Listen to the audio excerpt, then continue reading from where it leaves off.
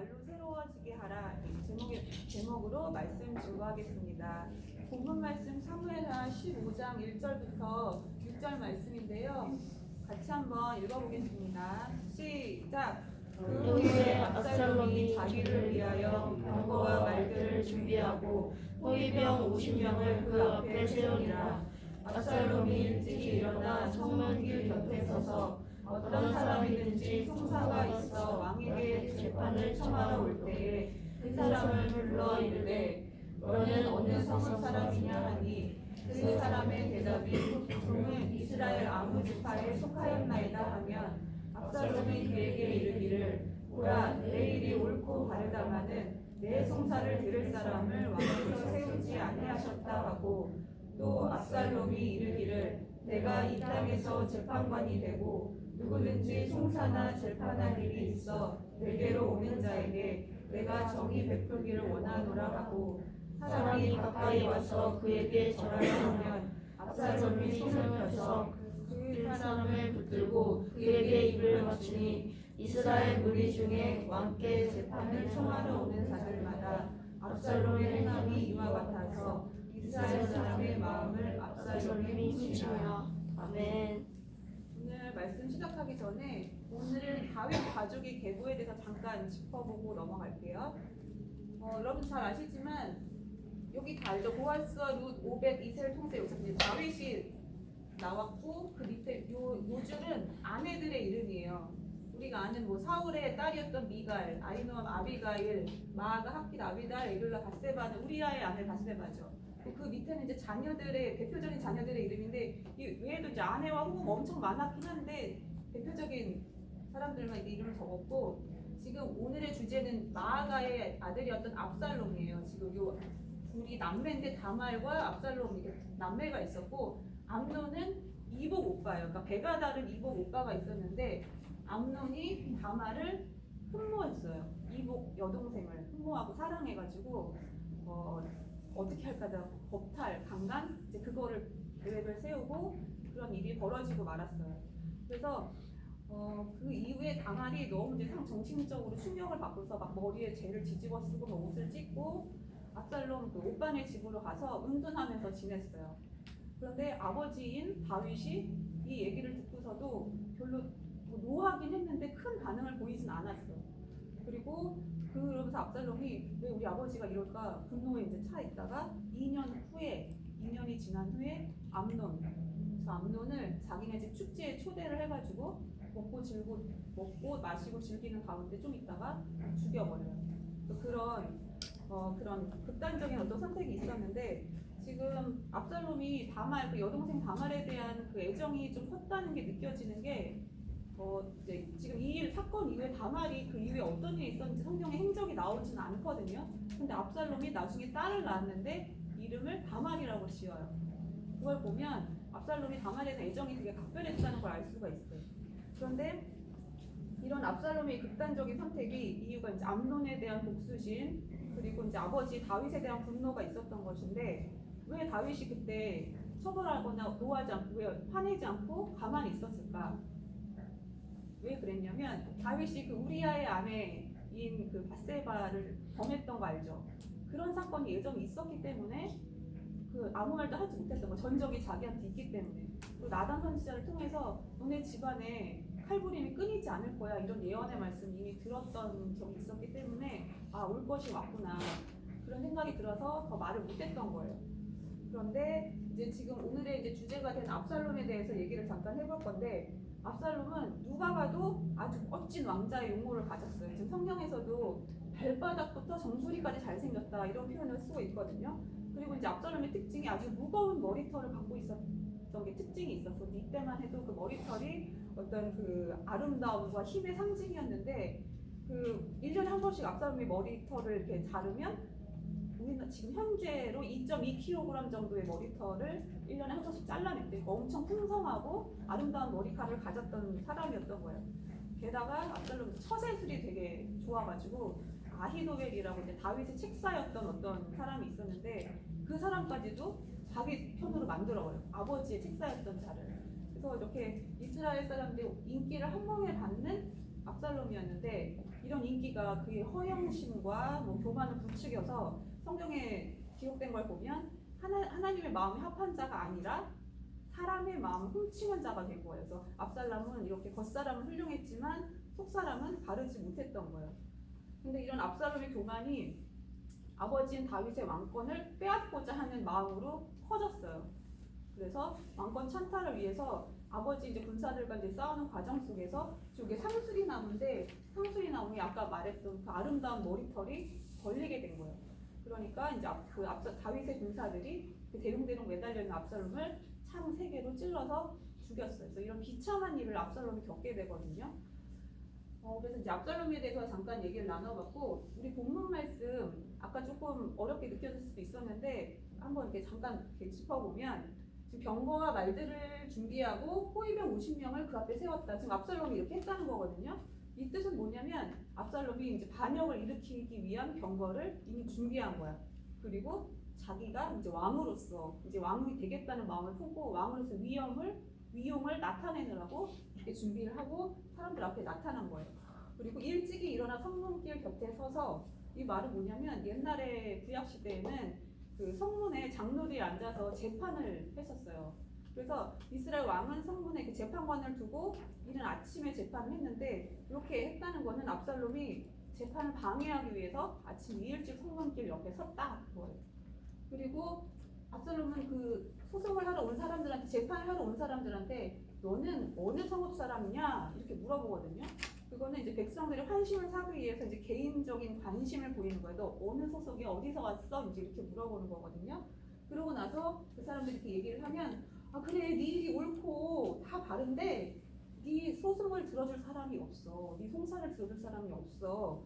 그 왕께서 그 사람을 세우지 아니하셨어. 이렇게 말을 했거든요. 그 말 뜻이 뭐냐면 다윗 왕이 지금 기본 의무를 방임하고 지금 자기 의무를 다하고 있지 않아. 정부가 아주 무능해. 무책임하고 아주 불의한 자야. 이렇게 왕 다윗을 비방하고 있는 상황이에요. 그리고 내게로 오는 자에게 내가 정의를 베풀기 원하노라 이렇게 말한 것은, 내가 재판관이 되면, 왕이 되면 너네 소송 하연 다 들어주고 다 해결해 줄게. 아니면 뭐 이런 뜻이거나, 아니면 문제를 나한테 갖고 오면 내가 너네 민원 다 해결해 줄게. 이런 뜻이거든요. 그러니까 왕의 일을 스틸하는 거예요, 중간에서. 그리고 나서 가까이 다가오면 입을 맞추는데, 이거는 이제 약자를 동정하고 막 애정을 보여주는 거야, 그 사람들한테. 그러면서 이스라엘 사람들이 점점 이 압살롬을 좋아하게 되면서 사람의 마음을 훔치게 됐다는 거예요. 근데 성경 이제 기록할 때 인기가 많았다 뭐 이런 식으로 언급하지 않고, 압살롬의 마음을 훔쳤다 이렇게 말을 하는 거는 인기로 신망을 얻는 지도자가 됐다 이게 아니라 사람들을 기만하는 술책으로 인기를 얻었기 때문에 이렇게 마음을 훔쳤다 이런 언급이 돼 있는 거거든요.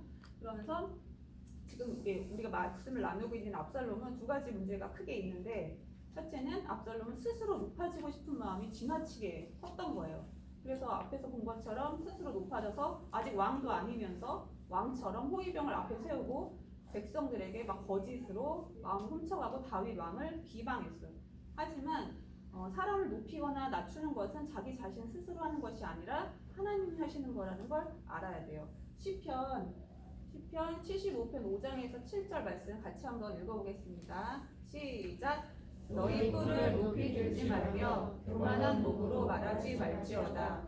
뿔은 높이는 일이 동쪽에서나 서쪽에서 말미암지 아니하며 남쪽에서도 말미암지 아니하고 오직 재판장이신 하나님이 이를 낮추시고 저를 높이시느니라. 아멘. 스스로 높아지려는 마음을 갖고 악한 자들의 꾀를 의지하면 이렇게 결국 추한 인생을 살게 되거든요. 그래서 하나님은 교만한 자를 물리치시고 겸손한 자를 기뻐하신다는 걸 잊지 말아야 돼요. 둘째는 압살롬은 원통한 마음을 품지 않고 용서하지 않았어요. 이게 바로 압살롬의 문제인데, 아까 그 사랑하는 여동생이 그 강간을 당하는 그 고통은 정말 너무나도 슬프고 가슴 아픈 일이 맞아요. 하지만 그의 억울함과 분노가 그 분노에 머물러 있어서는 안 되고 하나님께 그 마음을 맡겼어야 됐어요. 그래야 하나님이 친히 심판하시고 회복시켜 주셨을 텐데, 그 압살롬은 자기가 그거를 처단하려고 했던 게 이제 문제였어요. 그래서 로마서 12장 19절 말씀 같이 한번 읽어보겠습니다. 시작.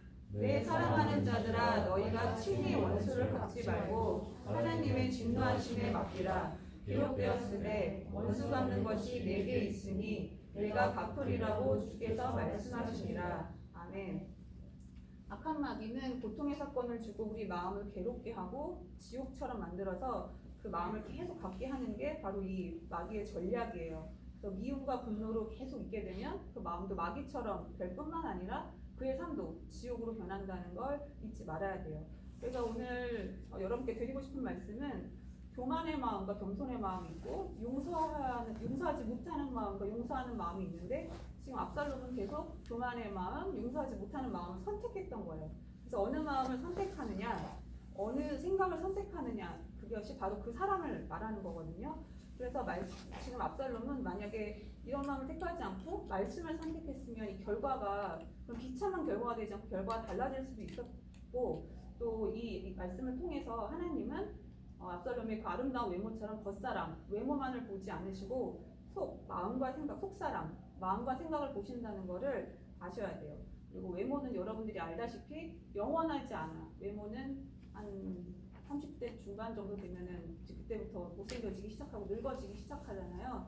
외모는 영원하지 않아. 하지만 속사람은 우리 마음과 생각, 영은 영원히 아름다울 수 있기 때문에 더 중시해야 돼요. 그래서 고린도후서 4장 16절에서 18절 말씀 집중해서 같이 읽어보겠습니다. 시작.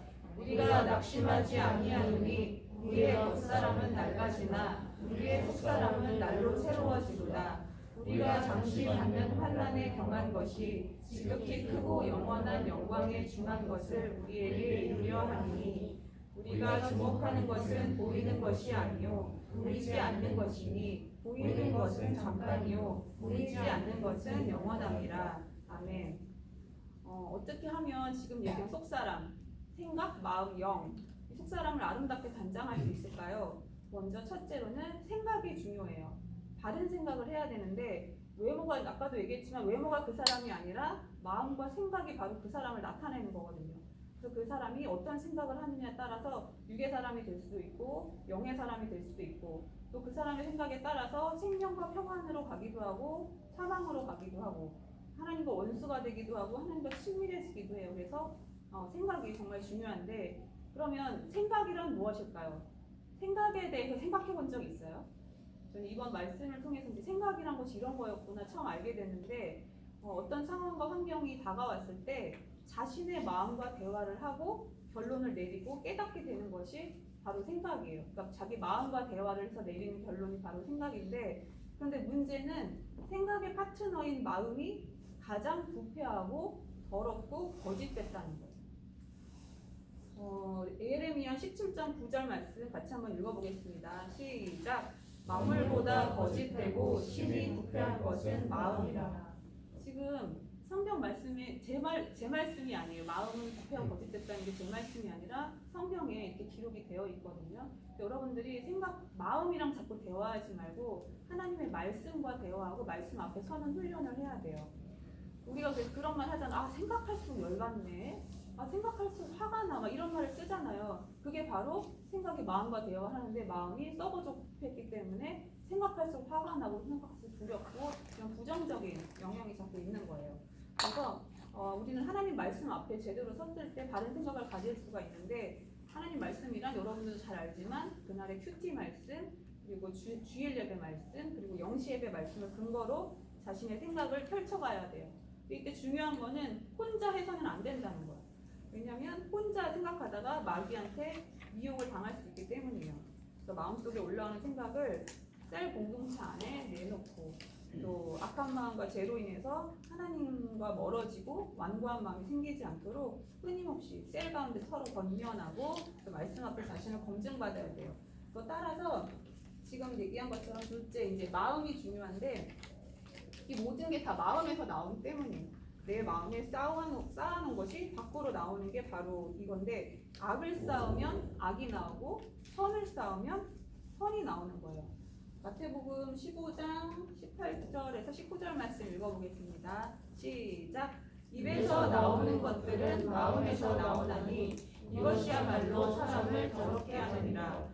마음에서 나오는 것은 악한 생각과 살인과 간음과 음란과 도둑질과 거짓 증언과 비방이니 아멘. 누가복음 6장 45절 한 말씀 더 읽어보겠습니다. 시작. 선한 사람은 마음에 쌓은 쌓은 선에서 선을 내고 악한 자는 그 쌓은 악에서 악을 내나니 이는 마음에 가득한 것을 입으로 말함이라. 아멘. 이 말씀 조금 찔리지 않아요? 저는 그랬어요. 그래서 선한 사람이 악한 말을 할 수 없고 악한 사람이 선한 말을 할 수가 없는 거거든요. 다 말과 행동으로 다 드러나게 돼 있어요. 그렇기 때문에 내 마음에 들어오는 정보를 잘 관리를 해야 되는 거예요. 마음은 저항력이 없거든. 마음은 보고 듣고 느끼는 대로 바로 들어가기 때문에 걸러지는 필터가 없어요. 그래서 아무거나 마음에 들어오게 해서는 안 돼요. 그래서 보는 거, 말하는 거, 가는 길을 다 조심해야 돼요. 그래서 중요한 말씀인데 잠언 4장 23절에서 27절 말씀 크게 한번 같이 읽어보겠습니다. 시작. 모든 지킬 만한 것 중에 더욱 내 마음을 지키라. 생명의 근원이 이에서 나위니라. 구부러진 말을 내 입에서 버리며 빗들어진 말을 내 입술에서 멀리하라. 내 눈은 바로 보며 내 눈꺼풀은 내 앞을 굳게 살펴 내 발이 행할 길을 평탄하게 하며 내 모든 길을 든든히 하라. 좌우나 우로나 치우치지 말고 내 발을 악에서 떠나게 하라. 아멘. 무슨 말씀인지 다 알죠? 마음에서 나오는 거는 말로 나오고 행동으로 나오게 되는데 말과 행위로 나와서 더럽히기 전에 마음에 있는 더러운 걸 처리하고 없애야 돼요. 정말 감사한 거는 주님께 자백하면 우리 모든 죄를 사하시고 우리를 불의에서 깨끗하게 하시기 때문에 여러분들이 주 앞에 나와서 자백하고 회개하면 돼요. 세 번째로는 영이 중요한데 영이 어디에 존재할까요? 우리의 영이 어디에 있을 것 같아요? 우리 영은 바로 우리 마음에 있거든요. 그래서 거듭난 사람에게는 예수님의 영, 성령이 나의 영과 함께 마음에 이제 존재하고 거하게 되는데 그렇기 때문에 나의 마음이 더러워지면 성령이 거하실 수 없게 되는 거예요. 그래서 겉모습이 아니라 영이 천국 가는 방향으로 제대로 서 있는 게 중요하고 또 예배를 드리고 큐티를 하고 했다 안 했다 이런 행동이 중요한 게 아니라 우리의 영이 정말 어떤 상태인가가 더 중요해요. 그래서 생각이 마음과 대화하지 않고 말씀과 대화해야 되는 거. 그런데 그 말씀도 내가 하는 그냥 지식이나 내 마음에서 막 솟아나오는 그런 말씀이 아니라 성령이 교회에게 하시는 말씀과 대화를 해야 돼요. 그래서 말씀 주는 내 교회가 있어야 되고 그리고 말씀을 듣는 그 영적 분별력이 있어야 되는 거예요. 그래서 아까 말씀드린 것처럼 영시 예배 말씀, 주일 예배 말씀, 큐티 말씀 그 말씀을 찾아서 교회 안에서 검증된 말씀 앞에 서야 돼요. 우리의 마음과 생각을 그러니까 우리의 마음과 생각, 영, 이 속사람을 말씀으로 채우고 날마다 새롭게 해야 되는데 하나님의 말씀을 마음에 담아야 말씀대로 살 수가 있어요. 그래서 우리 마음이 건강해지고 주님을 마음에 모시고 또 삶의 모든 영역에서 성경 그대로 반응하는 우리 모두가 되기를 예수님의 이름으로 축복합니다.